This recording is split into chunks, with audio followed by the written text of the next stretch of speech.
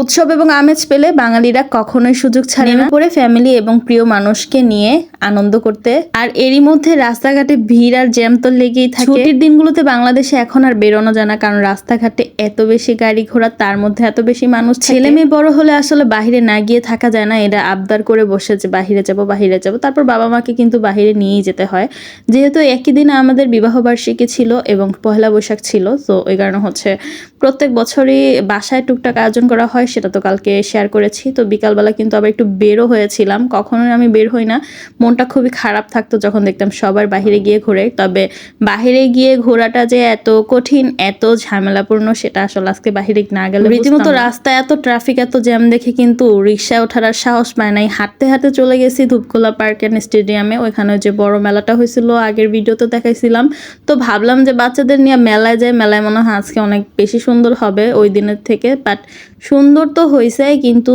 এত এত মানুষের ঠেলায় আসলে এখানে পাড়া দেওয়ার মতো নিঃশ্বাস নেওয়ার মতো জায়গা নাই বলতে গেলে। স্পেশালি যাদের বাচ্চা কাচ্চা আছে তারা কখনো এরকম ভিড়ের মধ্যে যাবেন না গরমের ভেতরে। বাচ্চাদের কিন্তু এই গরমে অনেক বেশি সমস্যা হয়।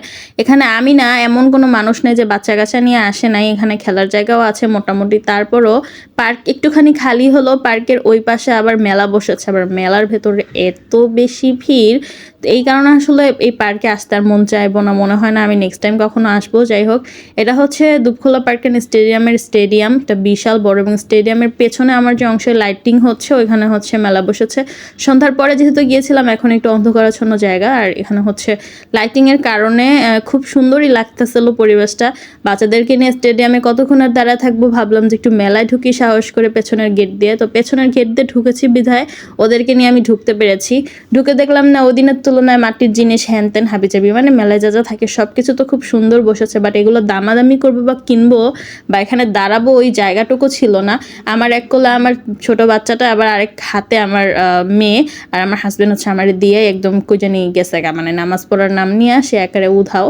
তো যাই হোক, একলা একলাই ঘুরতেছিলাম, ছোট ছোট ভিডিও করতেছিলাম, যেহেতু ভিডিও আগে করছি তাই তেমন একটা গুরুত্ব দিই নাই। তো যাই হোক, মেলার আসল মজা আসলে চিংড়ি মাছ ভাজা আর এই যে বিভিন্ন রাইড। আমি আবার কোনো রাইড টাইড কিছুতে আজকে তো একদমই উঠি না, জাস্ট দেখছি ভাই এত সিরিয়াল, মানে এখানে সিরিয়াল ধরে ধরে কে রাইড উঠে। তবে আজকে বুঝতে পেরেছি আমরা বাঙালিরা কতটা পরিমাণ উৎসব পরায়ণ। একটুখানি উৎসব পেলে সবাই এত বেশি ঘোরাঘুরি এবং আনন্দ ফুর্তিতে লেগে যায় যে রাস্তায় এত বেশি ভিড় হয়, রাস্তা একদম কোনো কাঞ্চিও ফাঁকা থাকে। তবে এই মেলা এবং এই উৎসবকে ঘিরে কিন্তু বিভিন্ন মানুষের কর্মসংস্থান হচ্ছে, এই জিনিসটা বেশ ভালো। কারণ দেখেন যে একজন মেয়ে হয়েও সে লেবুর শরবত বিক্রি করতেছে রাস্তায়, এবং অনেক বেশি লেবুর শরবত বেচা কেনা হচ্ছে। আমি তো দাঁড়া 2 গ্লাস শরবত খাইছি, শরবতটা বেশ মজা ছিল। মেলা থেকে কোনো রকমে বের হয়ে গেছি, এত বেশি ভিড় টেকাই যাচ্ছিল না। তারপর বাহির হয়ে এরকম গাছের তলায় বসে বসে জামাইয়ের সাথে ফুচকা এনজয় করেছি। তো এই ছিল আজকে ছোট্ট একটা ভিডিও, আশা করছি আপনাদের অনেক বেশি ভালো লাগবে। কাছের মানুষজন ভালো লাগলে একটা লাইক কমেন্ট শেয়ার করতে ভুলবে না। আসসালামু আলাইকুম।